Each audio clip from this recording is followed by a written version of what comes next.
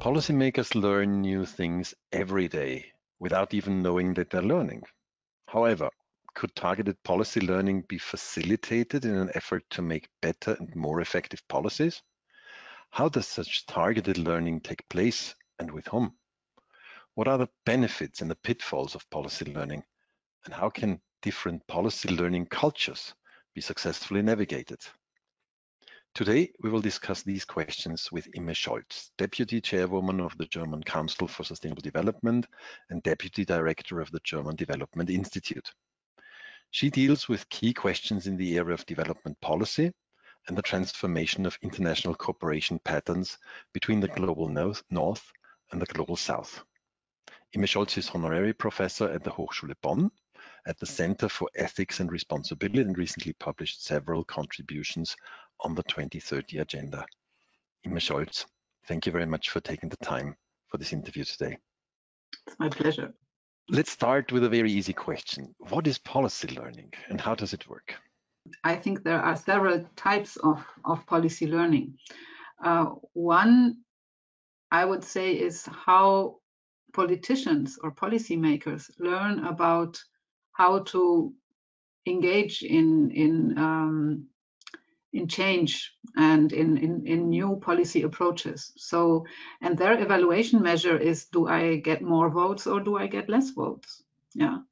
So that is a different type of policy learning than the type you would probably meet more often in public administration, where the professionals of policy making think about which instruments do actually produce what type of change and what are complex, when do complex problems require complex approaches, and when what other levers are there which have manifold effects, systemic effects in the right direction. And that type of policy learning is I think more evidence-based and supported by research and interaction, a continuous interaction between policy and science. We have two systems, the scientific system, the policy system. To my experience, there are different kind of patterns, even some kind of assumptions, archetypes, why people think it works or it doesn't.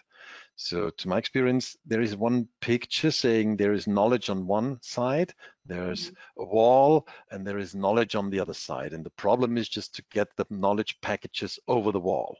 Yeah. So basically, a lot of scientists think they have the better knowledge, and then they're trained in packaging these packages in a very nice way. They're trained how to communicate better, trained how to write policy briefs, and they throw it over the wall and they hope on the other side of the wall somebody's desperately waiting for this knowledge. It's not enough to translate your scientific results into policy recommendations, then literally throw it over the wall. So send the email, send the email with a policy paper, and so now it's the responsibility of the other side. Of course, that is not enough, and it's not sufficient to know how to write a good paper. You really need to know your addressee, on the other side, and you need to understand also when it's the right time for them to receive the policy advice. If you send it after the law has been drafted, so you need to know about these processes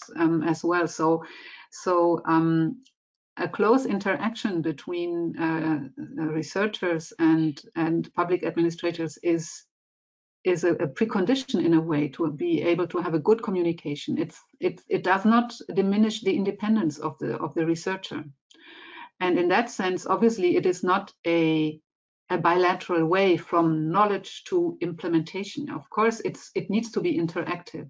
So, and in my institute, we often develop new questions for research from this interaction with public policy.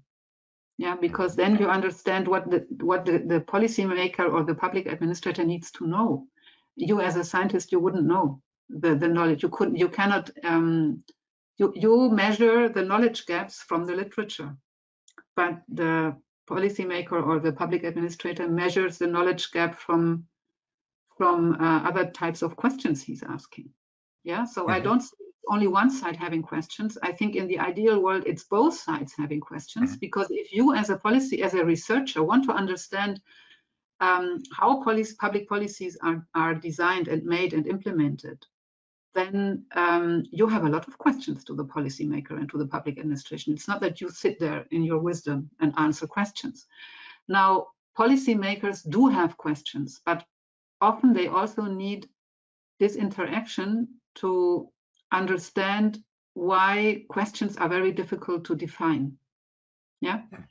So sometimes they start with one question, and then in the interaction, you end up saying, no, actually, I want to know something different from what I thought I wanted to know. Yeah. So I think, I mean, you know that from research, defining a research question is very demanding. It's not easy. It's not easy. Yeah. It's not done only by intuition. It's based on a lot of knowledge. And I think what we often experience is that from the knowledge side or from the researcher side, there are so many ways of answering one question. It's because you always ask for what is behind the question. Yeah.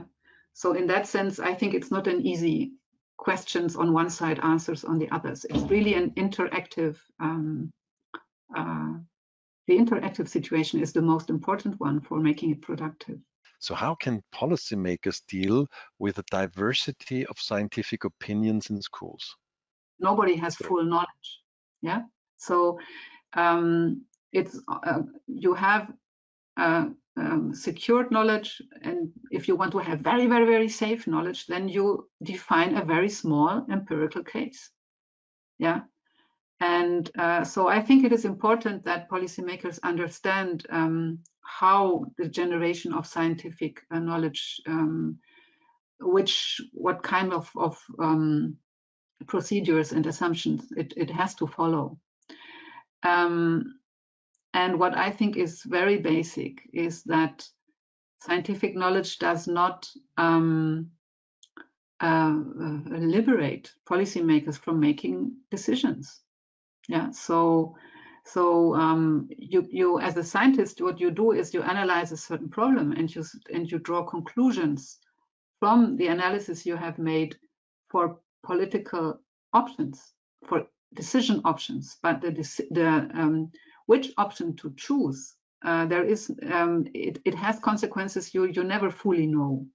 But you need to be clear about what your criteria and parameter are for defining the problem you want to solve and what types of uncertainties you want to tolerate and where not. And that's why I say you really have to engage in dialogue for clarifying what is your knowledge need and what can I give you and what maybe would be other answers you would get from somewhere else. Could science policy interface also be framed as a type of agenda setting, a mutual agenda setting? The policymaker asking a question and therefore setting the research agenda, and the researcher providing evidence and therefore indirectly influencing the policy agenda. So is it a mutual agenda setting? I think part of the scientist's work could be that, but science as such has to claim independence and has to claim the freedom to ask questions where the policymaker sees no sense in it. Yeah. What could support policy learning between countries on the same level? So when we talk about administration, how could policy learning be designed or orchestrated that it becomes effective?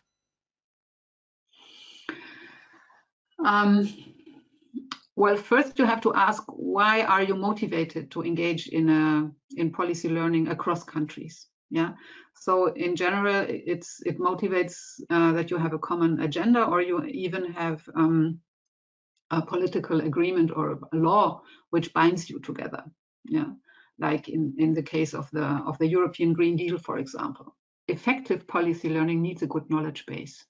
Yeah.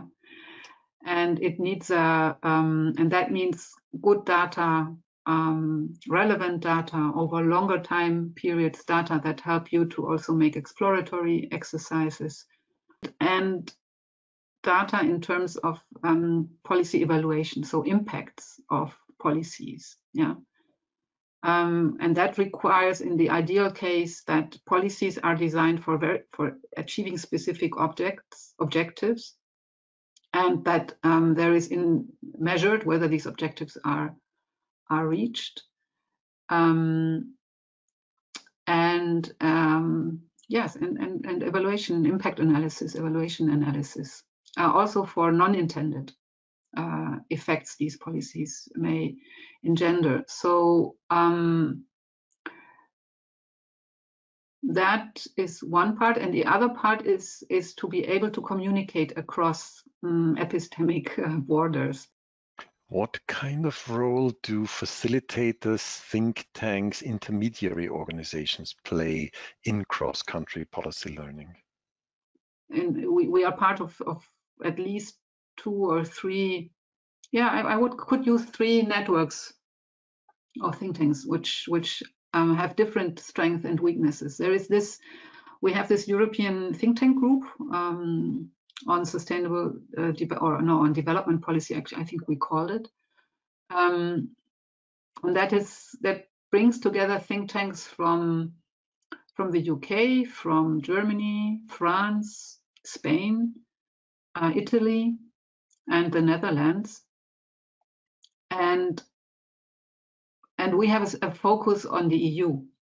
So what is extremely helpful is that the perspective of these think tanks from their countries on the EU is already enlarges your horizon incredibly. Yeah, so it gives you a deeper understanding of what happens in the EU. And when we want to speak with the EU, the fact that we do not speak as Germans but as part of a European network gives much more credibility towards the EU. So that is, but then we all know that it's not the Commission which says where the EU goes. You need to translate everything back into the member states. So what I'm saying here is that it's productive, but it's a long way to go. Yeah. So because first you have to learn to interact as European think tanks, and then you still have to do the work of bringing this back to your nation states. We observed a race of post-evidence policy making, a kind of populistic shift during the last 10 years. Is it just a phase, and will it be over and then we get back to speaking truth to power and evidence-based policy making, or is this the big game changer, and what does it have, what consequences does it have for the well-established mechanisms of policy learning? Yeah, I think the destructive effect on democratic institutions is very large, and I think obviously it is also that large because there has been an erosion of social cohesion before, yeah, and an erosion of trust in democratic institutions before. So no, of course, it's not something which will be easily solved and we go back to previous life. I don't think so. I think it is these difficulties in agreeing on what a fact is and in agreeing on what trustworthy media are. I mean, this is really dangerous for democracy. I think each society needs to find its answers, but you can't avoid these questions. You cannot. I think that is extremely important, and that is a real challenge to policymakers and politicians and political parties. How can policy learning counteract populism? For sure, it is important to understand how populist policies work or how populist communication works. But it's also like the techniques of this type of political communication. But I think beyond that, it is important to understand what needs they actually address. Yeah, and so in that sense, where people feel unnoticed, unrecognized, and to distinguish those who really are on the extremes, yeah, and those who join this group for these other reasons of feeling unrecognized and not heard. So this distinction, I think, is important. But of course, you also have to learn about why was mainstream policy so blind. One thing is about what didn't we see in our societies, and about the unwanted effects of policies. So that type of policy learning, so that produced of non-policy learning, so to say, that produced this situation. And then also to immediately invest in activities and institutions that address these causes and strengthen social fabric and strengthen inclusion, but also strengthen upholding democratic values and rights. Isn't the basis of populist policy symbolizing closeness, while in sustainable development we try to solve global problems? Global problems are always quite distant to people, and simple populist solutions say, I'm at your side.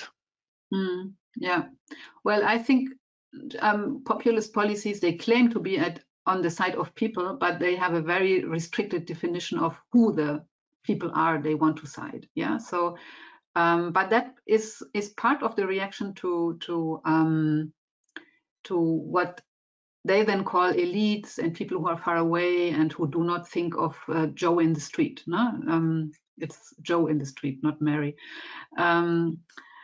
So I think that it really depends on how you define sustainable development, because as I said in the beginning, for me, sustainable development connects the local with the global. And there are countries where the connection is that they do not contribute to the global problem, but they get all the pressure of it. Yeah. And in Germany, we get the pressure, but we contribute to the pressure. We produce much of the part of the pressure also. Historically, we have produced it and we still contribute to it. And recently, just to tell you a story, I was invited by the Bürgerrat. No? We had a civil council working on a citizens council working on how should the international role of Germany be defined. What should Germany's foreign policy do? And one of the topics they talked about was the SDGs, the sustainable development. How far is sustainable development important for Germany's foreign relations? And I was really impressed by the level of knowledge these citizens had. Most of them were not experts. They were really representative of the common people. And so for them, sustainable development, the examples they gave was my behavior, transnational effects. So I think if you successfully portray it as something which is good for them, but not for us here, then what you actually do is you base your argument on a resentment, on a pre-existing resentment. And I think what is important for sustainable development is to say sustainable development is about justice. It's about justice and it's about securing a good life for all. But all in the 21st century cannot be just us here in this country or us. It is your destiny is bound to the others. Yeah. And so I think, and that is hard to accept. That is hard to accept because the outreach of most people is very limited. So that's why they often feel excluded and helpless in this situation. And that might contribute to creating this resentment in the first place. So in that sense, policy learning for sustainable development needs to include an awareness of that. So to address it and not and to find the right balance between local change and global change and global support also. Thank you very much for this very interesting and inspiring interview. My pleasure.